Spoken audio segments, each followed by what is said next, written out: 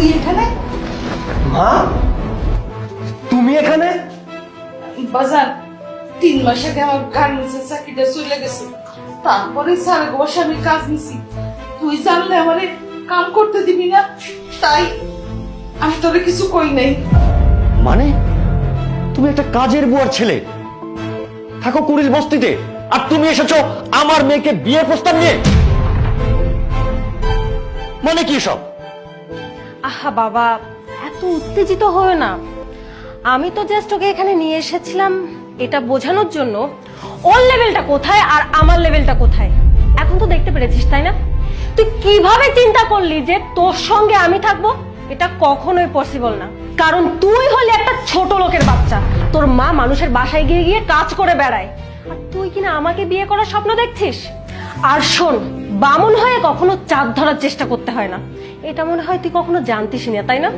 আরেকটা কথা শোন, আমাকে যে বিয়ে করবে সে হয়তো কোনো অফিসের বড় অফিসার হবে, তোর মতো এরকম ফকির না।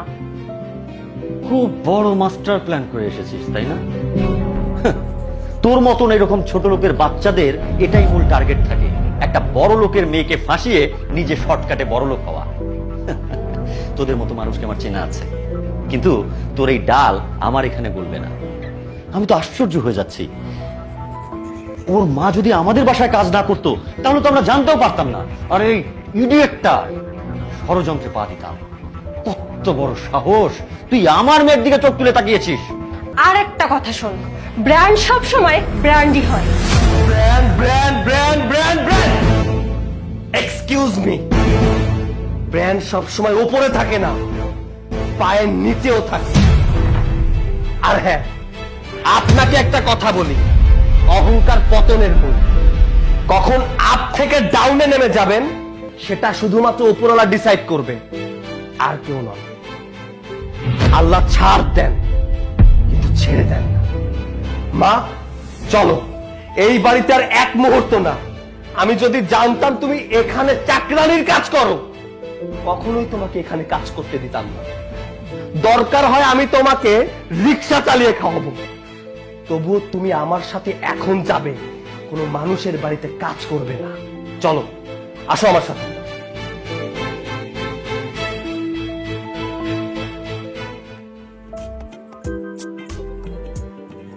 কি রে মা, জামাই কই? পিয়ন তো বললো যে অফিসের কাজে একটু বাইরে গেছে, হয়তো চলে আসবে।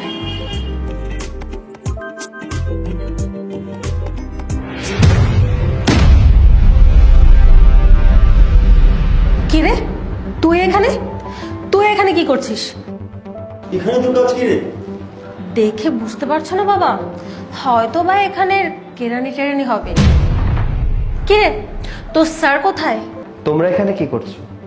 তোর স্যারের সঙ্গে দেখা করতে এসেছি। তোকে আমি বলেছিলাম, মনে আছে তোর? আমার জামাই হবে কোনো বড় এক অফিসার, আর আমার জামাই এই অফিসার ম্যানেজার। ওর প্রমোশন হয়েছে, তাই ওকে সারপ্রাইজ দেওয়ার জন্য আমি আর আমার বাবা এখানে চলে এসেছি।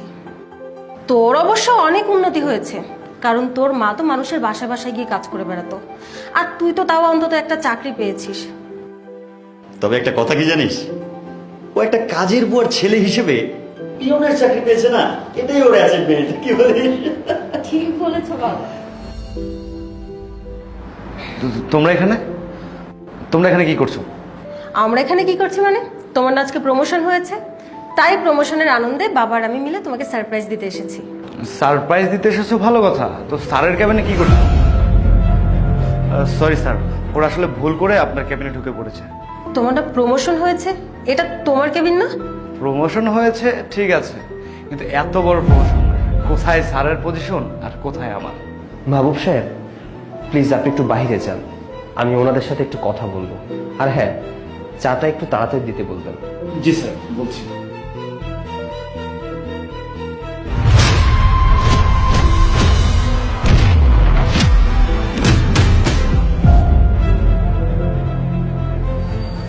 লুক দেখে বিচার করার স্বভাবটা আপনাদের আর গেল না তাই না? নামাজ পড়তে গিয়েছিলাম, তাই স্যুটটা খুলে রেখে গিয়েছিলাম, আর আপনারা দুজন আমাকে কেরানি বানিয়ে দিলেন। যাই হোক, আমি এই অফিসের বস। আপনি? আপনি বস কিভাবে? আমি পড়াশোনায় অনেক ভালো ছিলাম। আমার মা আমাকে অনেক কষ্ট করে লেখাপড়া শিখিয়েছে। আমি ভালো রেজাল্ট করেছিলাম।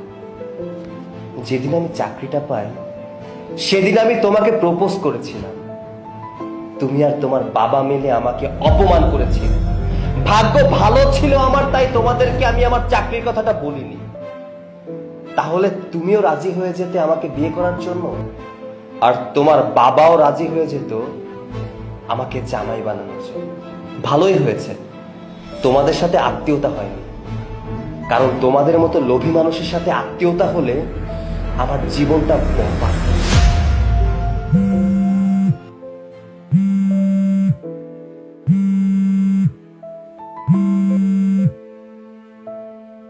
মা, আসসালামু আলাইকুম।